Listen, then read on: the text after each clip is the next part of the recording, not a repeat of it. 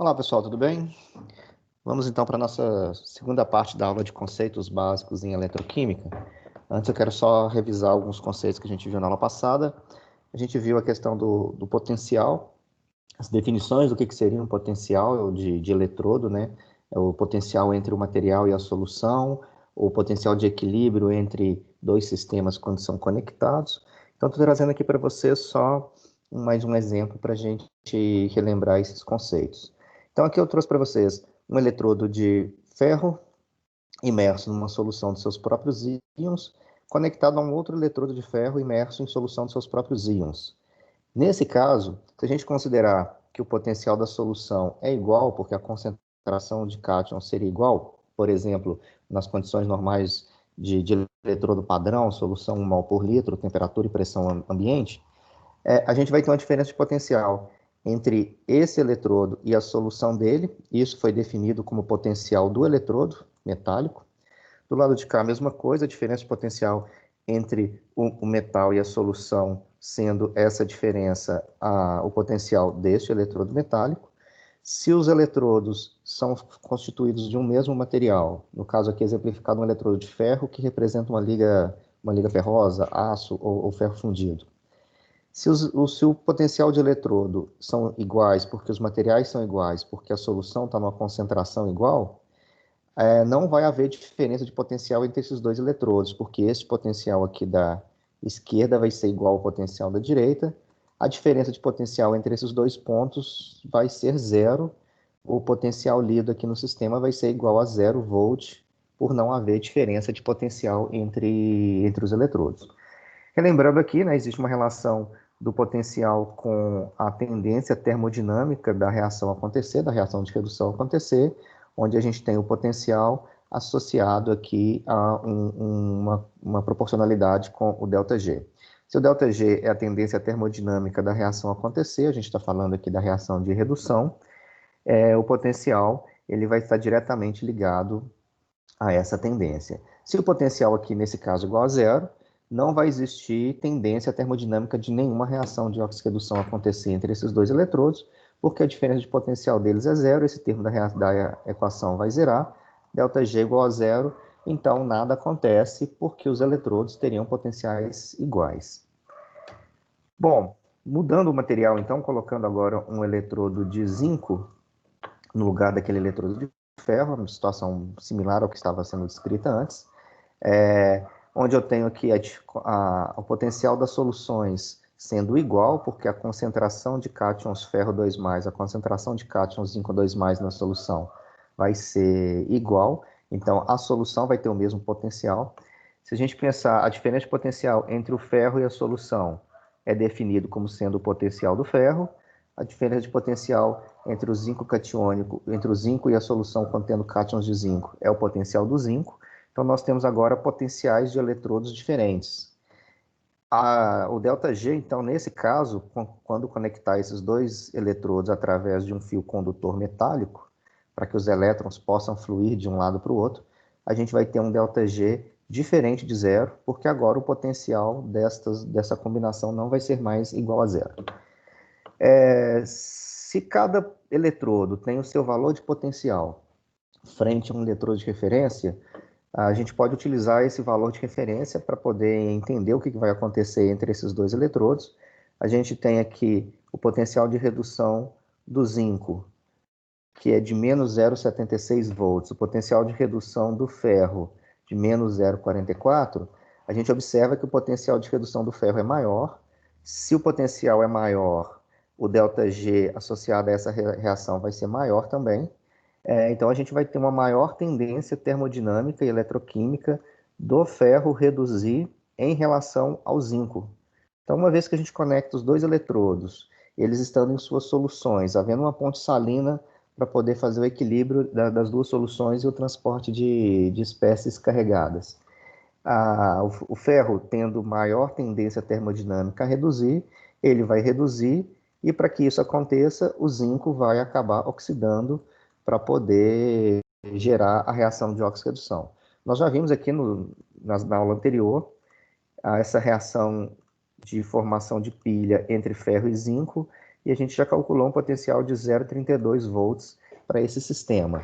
O zinco oxida, o ferro reduz, e o potencial gerado por essa pilha é de 0,32 volts. O potencial lido nesse sistema aqui vai ser de 0,32 volts. Bom, então, se o zinco oxida e o ferro reduz, o zinco vai ser o gerador de elétrons. Vai existir um fluxo de elétrons a partir do zinco. Se a gente pensar que esse zinco metálico aqui está oxidando e liberando elétrons, o caminho natural dos elétrons é através do fio condutor, vai ter um fluxo de elétrons do zinco para o eletrodo de ferro. E esses elétrons vão concentrar mais ainda na superfície do eletrodo de ferro, fazendo com que a tendência desse eletrodo a gerar elétrons seja reduzida, seja aniquilada.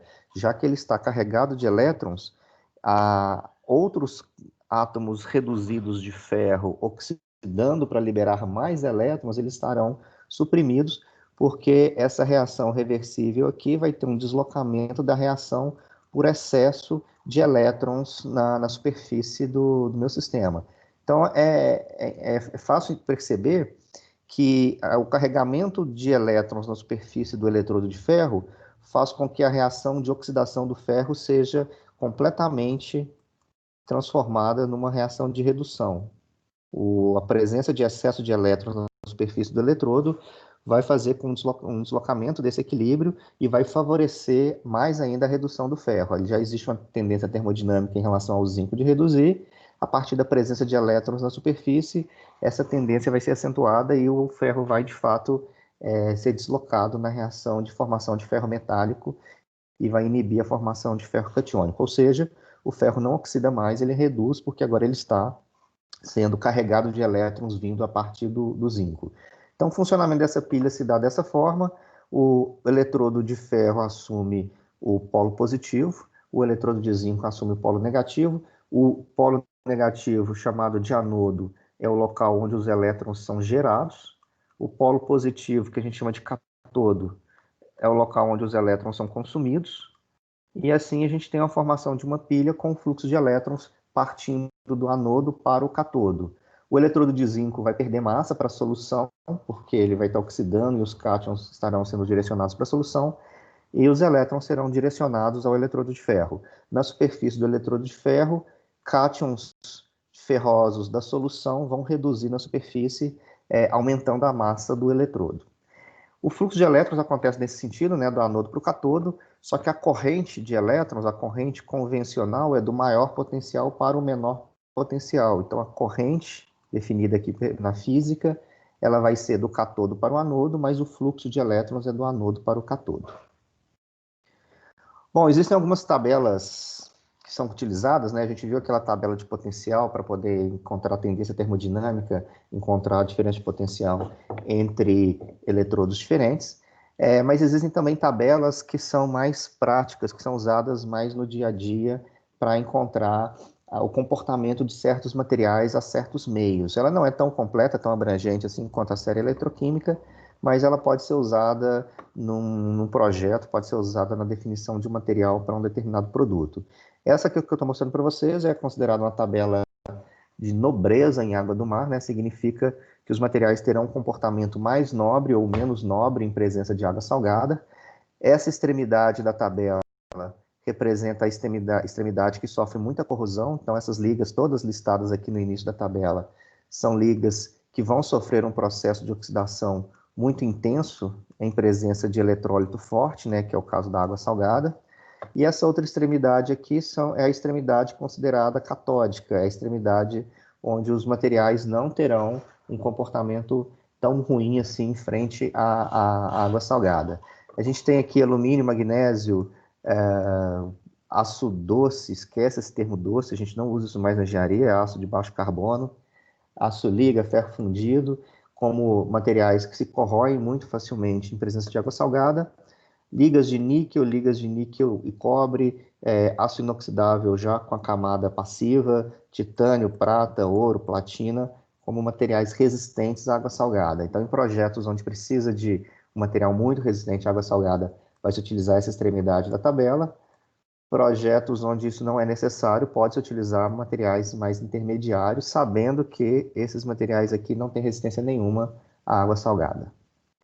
Essa outra tabela aqui mostra alguns materiais, né, que apresentam uma lista de elementos, mas se a gente pensar como ligas metálicas ou como materiais de engenharia, a gente pode encontrar o comportamento dele frente a alguns meios. Então, por exemplo, dos elementos 1 a 5, eles vão sofrer uma reação com a água fria, liberando hidrogênio. A gente já tem aqui uma predição do que vai acontecer quando esses materiais entram em contato com a água. Eles vão se oxidar, liberando o hidrogênio gasoso, ou seja, o hidrogênio H+ da água reduz para H2, enquanto que a espécie metálica aqui oxida. Elementos de 1 a 12, eles oxidam também em presença de vapor d'água, liberando H2 na forma da redução do hidrogênio. De 1 a 16, eles vão apresentar a liberação de hidrogênio, ou seja, a redução de hidrogênio na presença de ácidos não oxidantes, como é o caso do HCl. Ácidos não oxidantes são ácidos onde o H+ participa da reação. Os ácidos oxidantes são considerados que a espécie aniônica participa da reação de oxirredução. Então, esses elementos todos aqui até o 16, em presença de ácido diluído ou ácido como o HCl, que não é um ácido não oxidante, ele vai ter a redução do hidrogênio e oxidação do material metálico, e assim por diante. A gente pode encontrar comportamentos típicos aqui de algumas espécies em presenças de alguns meios. Por exemplo, aqui, quando a gente tem os óxidos de metais abaixo do hidrogênio, são facilmente reduzidos pelo hidrogênio gasoso. Então, se a gente pegar aqui o exemplo do cobre, em presença de hidrogênio, ele vai sofrer uma reação onde o hidrogênio oxida e o cobre reduz, produzindo cobre metálico. É uma reação comum de redução de espécies catiônicas para espécies metálicas reduzidas. Bom, continuando com algumas novas definições, nós vamos falar aqui de densidade corrente de troca. Se a gente lembrar da reação de oxirredução na superfície de um eletrodo, ele entra em equilíbrio com a solução a partir do momento que ele é inserido na solução. Se ele entra em equilíbrio, as reações de oxidação e redução, elas vão estar em equilíbrio, vai existir uma espécie de fluxo de elétrons na superfície.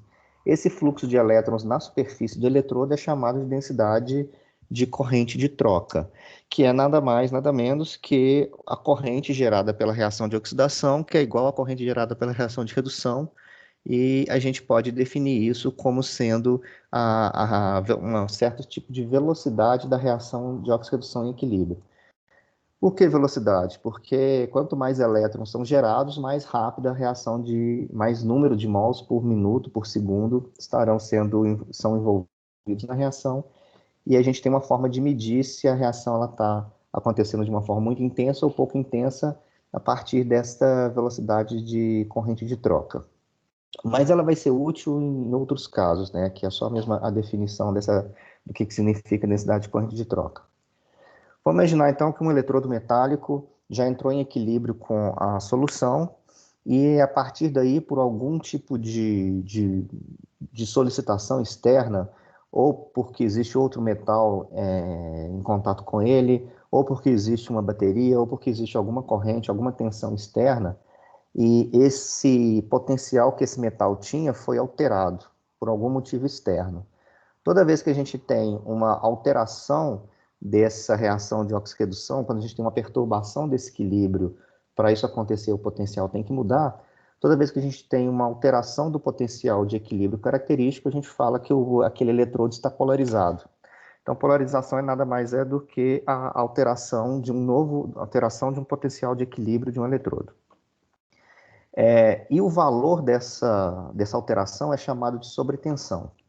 Então, a gente tem aqui a definição do que é polarização e o valor de sobretensão. Sobretensão é só um número, né, o valor absoluto de quanto que essa polarização aconteceu. Se a polarização ela é representada por essa letra grega, se a polarização for positiva, é definido que esse eletrodo sofreu uma polarização anódica. Então, a gente dá uma letrinha, o prefixozinho aqui de A para a letrinha Ni, se não me engano. E, se for negativa, a gente chama de polarização catódica. De forma que esse valor numérico da variação do potencial é justamente a diferença do potencial que ele estava, o potencial típico daquele eletrodo, menos o novo valor de potencial de equilíbrio, ou seja, é um delta potencial sendo o estado final menos o estado inicial. Isso é o valor numérico da polarização chamado de sobretensão. Então, se a gente pegar aqui graficamente, esse aqui seria o potencial típico de um eletrodo qualquer. Aqui, uma escala sem valor, só para ilustrar o que está acontecendo. Poderia ser o hidrogênio com zero, poderia ser o zinco com menos 0,76, poderia ser qualquer eletrodo com sua solução e o seu potencial de equilíbrio típico sem alteração. Se por algum motivo o potencial dele foi perturbado e o novo potencial aumentou, esse aqui é o potencial de redução, a gente fala que ele sofreu uma sobretensão anódica, porque a diferença aqui foi positiva. Se o potencial diminuiu, ele sofreu uma polarização com uma sobretensão catódica, porque a diferença aqui vai dar negativa. Então, é só uma forma gráfica de demonstrar essa formulazinha aqui de sobretensão e de polarização, mostrando que o eletrodo pode ter o seu equilíbrio perturbado por algum agente externo. Na polarização anódica, gerando uma sobretensão anódica, a gente define que esse eletrodo está sofrendo uma dissolução anódica.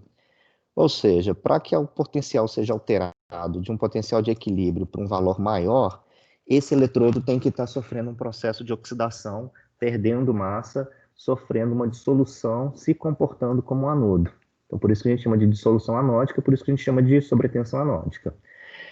Dessa forma, a nova densidade de corrente vai ser igual o valor da densidade de oxidação menos o valor da densidade de corrente de redução, e essa diferença vai ser positiva, porque ele está sofrendo aqui uma dissolução anódica.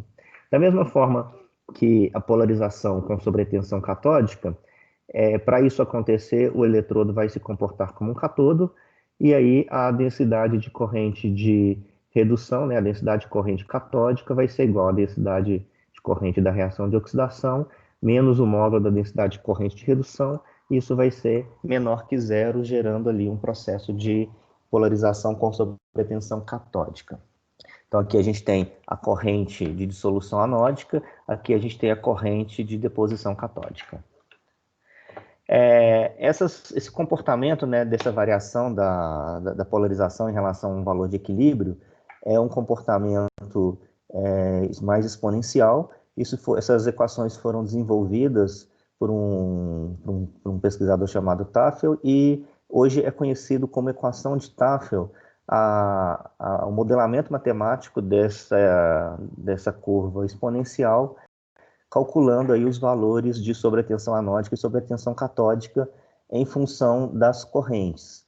Então, aqui a sobretensão anódica, ela vai ser um valor aqui, uma constante, relacionados à dissolução anódica, logaritmo da corrente anódica pela corrente de equilíbrio.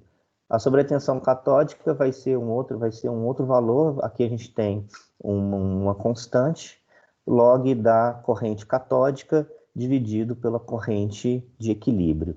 Em módulo, por causa da corrente negativa, só tem sentido dizer que ela está na direção contrária que está sendo analisada. Não existe o sentido físico de uma corrente ser negativa.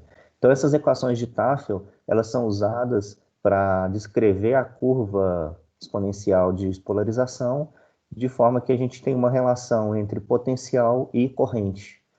Potencial anódico, corrente anódica, potencial catódico e corrente catódica. De forma geral, a gente tem aqui a equação de Tafel como sendo a polarização B log de corrente por corrente de equilíbrio, sendo ela anódica ou catódica, e a constante aqui um valor típico B. Graficamente seria isso que acontece, a gente tem aqui o potencial em função da corrente. Se a gente for analisar como que é o comportamento da corrente em relação ao potencial, esse ponto aqui seria a corrente de equilíbrio igual a zero, né? A densidade de troca igual a zero, porque tem equilíbrio. Aqui o potencial de equilíbrio do eletrodo com a solução.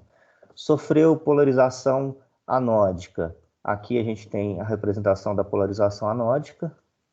Esse valor aqui é o valor de potencial em todo instante. A gente poderia pensar um valor qualquer aqui com uma densidade qualquer.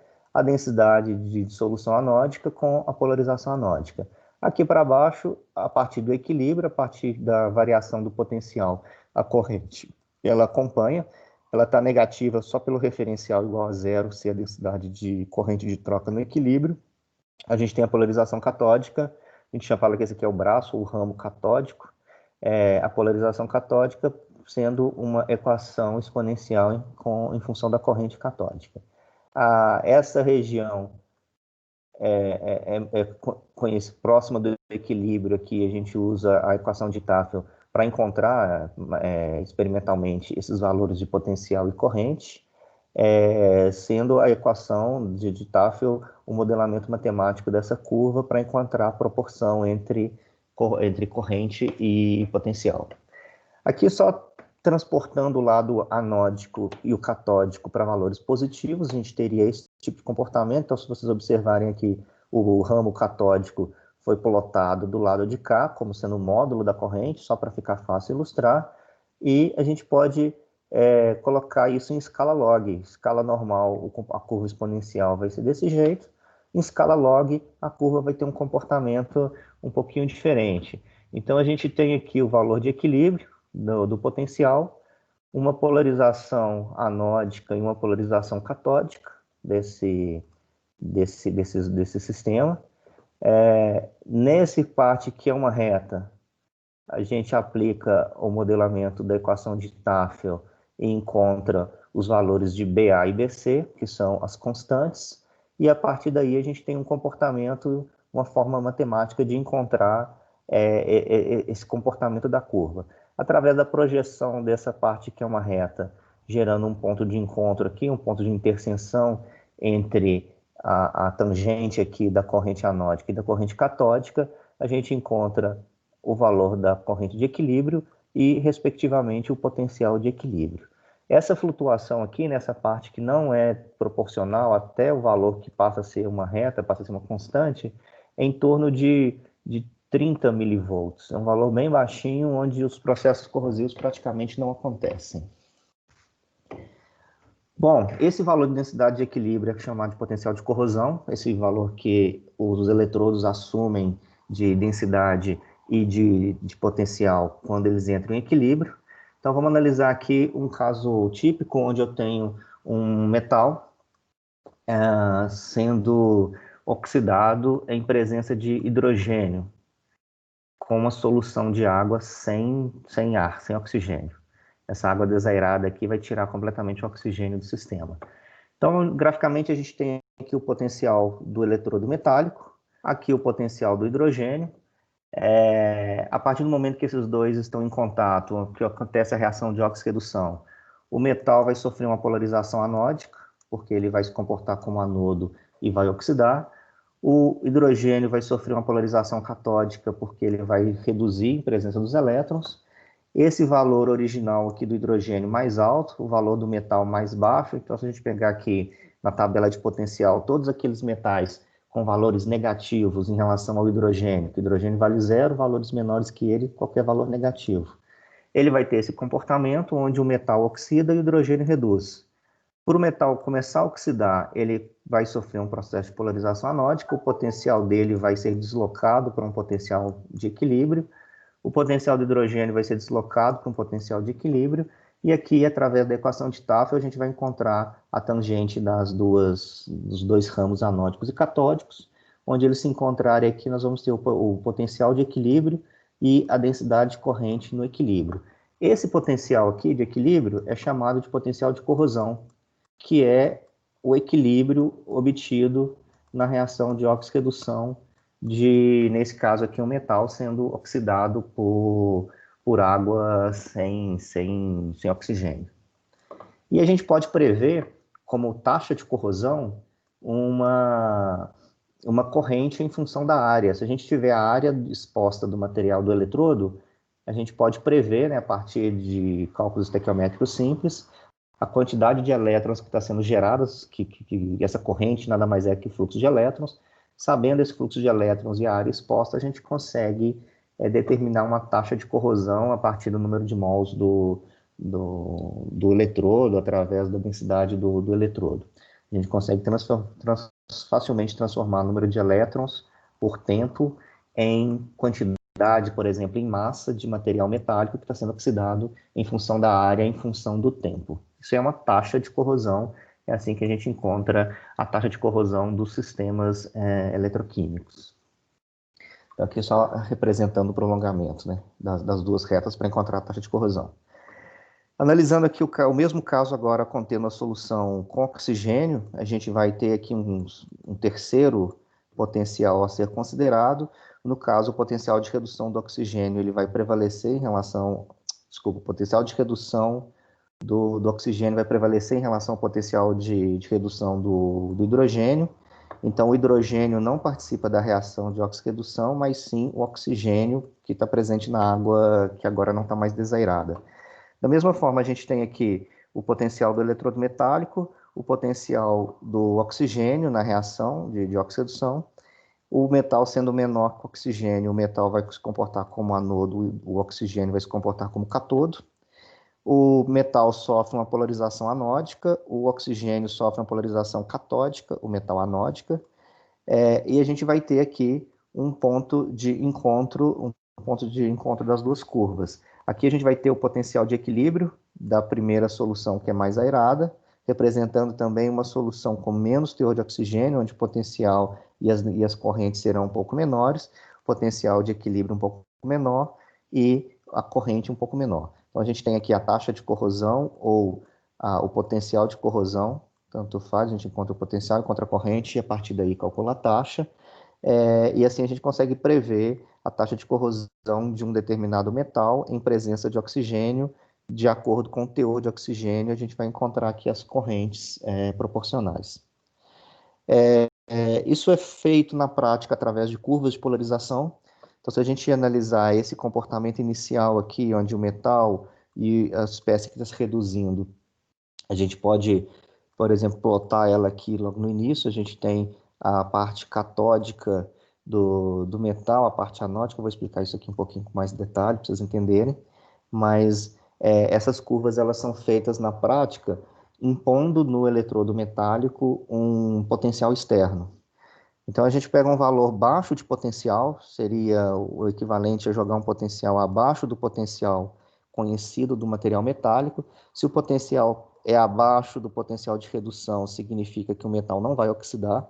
Inicialmente, a gente começa a curva com um potencial bem baixo, para que o eletrodo não oxide, ele vai se comportar como catodo. O potencial vai aumentando e a corrente vai sendo monitorada. Ele vai ter essa curva inicial típica, onde vai ter uma mudança de comportamento de catodo para anodo. Aqui seria o potencial de corrosão daquele sistema. E a partir daí, os materiais podem ter comportamentos diversos. Nesse caso aqui, essa curva de polarização, ela representa uma curva de polarização de um aço inoxidável, onde após o início da reação de oxidação, que eu estou desenhando aqui no gráfico, após esse início da reação de oxidação, o material atinge um valor crítico, onde ele muda o comportamento e antes ele estava oxidando, gerando uma corrente anódica aqui bastante intensa, de repente a corrente cai para valores baixos e se mantém mesmo aumentando o potencial em altos valores. Isso aqui se dá pela formação de uma camada passiva na superfície do eletrodo. Essa camada passiva é um produto da corrosão do eletrodo. Se a gente pensar o caso do aço inox, ele vai formar uma película mista de óxido de cromo com óxido de ferro. Essa película que forma na superfície, resultado da reação de oxidação, ela protege o material e a partir de uma certa espessura crítica, o material para de corroer e a densidade a corrente de corrosão cai bruscamente para valores bem baixos, representando aqui uma passivação e uma proteção desse material. Então, aqui abaixo do potencial de corrosão, a gente tem a região catódica. Acima desse potencial de corrosão aqui, a gente tem a região anódica, só que ela é dividida em algumas fases, algumas regiões, algumas áreas. No início, eu tenho uma atividade da reação de oxirredução, formando uma película, crescimento da película de óxido. Depois, ele entra aqui para uma região transiente, que ele cai muita corrente e atinge uma estabilidade que a gente chama de região de passividade. até elevados valores de potencial. Isso aqui é o mecanismo de proteção do aço inoxidável. Na prática, quando a gente pega um aço inox, ele já está passivado, então ele já apresenta uma camada passiva bastante resistente à corrosão, e isso faz com que o material seja altamente resistente a outros novos processos corrosivos, porque aqui ele já formou uma camada protetora.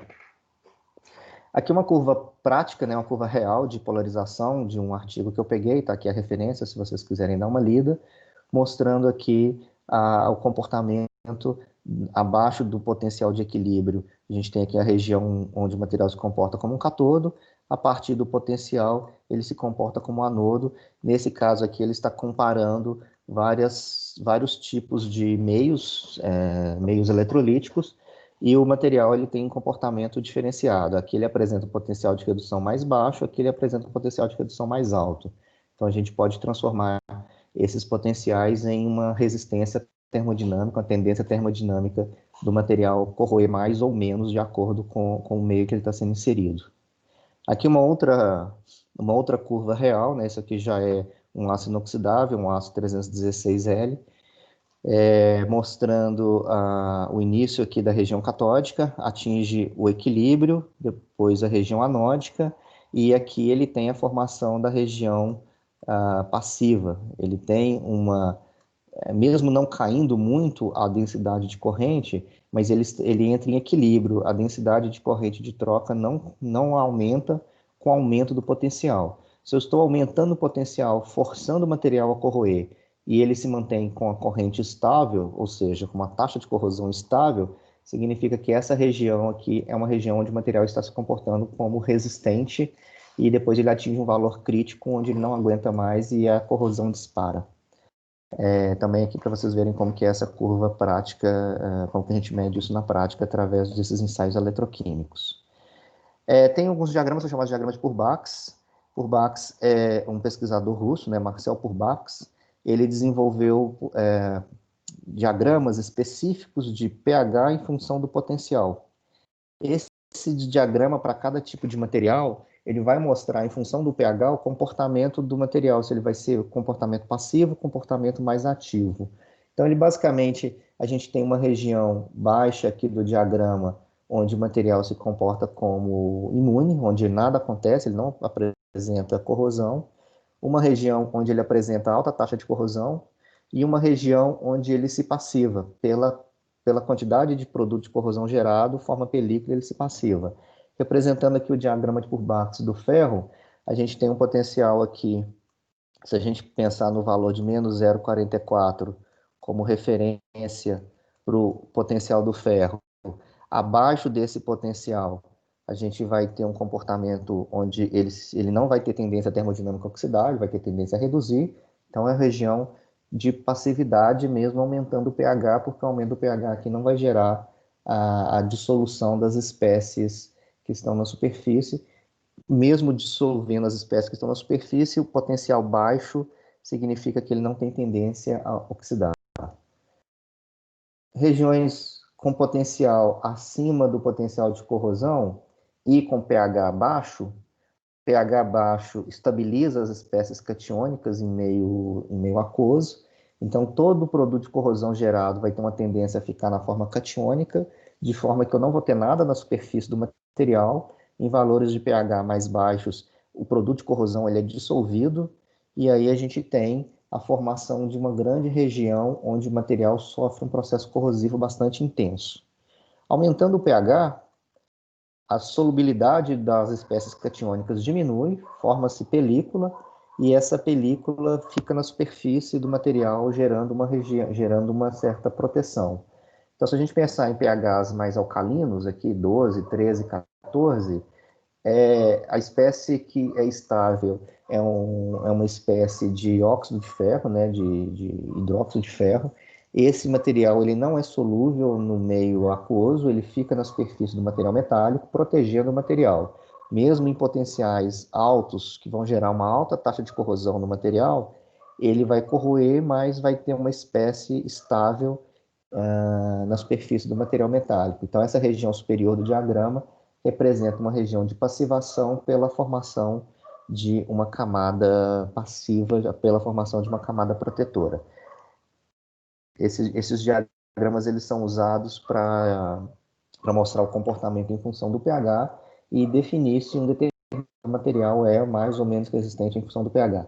Só um exemplo aqui, as ligas de aço, né, várias ligas de aço são usadas como vergalhão na construção civil. O pH do concreto, quando ele está sendo processado ainda na fase pastosa, é em torno de 12, 13. Então, esse material ele vai apresentar, se tiver com potencial abaixo do potencial de corrosão, ele vai se apresentar estável, mas se ele tiver com potencial acima do potencial de corrosão, ele vai começar a corroer e vai formar espécies passivas, espécies protetoras. Então, na prática, o pH alcalino do concreto protege a estrutura ferrosa do concreto armado, gerando ali regiões onde ele não vai ter tendência a formar produto de corrosão, a continuar o processo de corrosão. Bom, era isso que eu tinha para passar para vocês hoje. As dúvidas nós vamos tirar na próxima aula. Fiquem bem, se cuidem e até a próxima aula.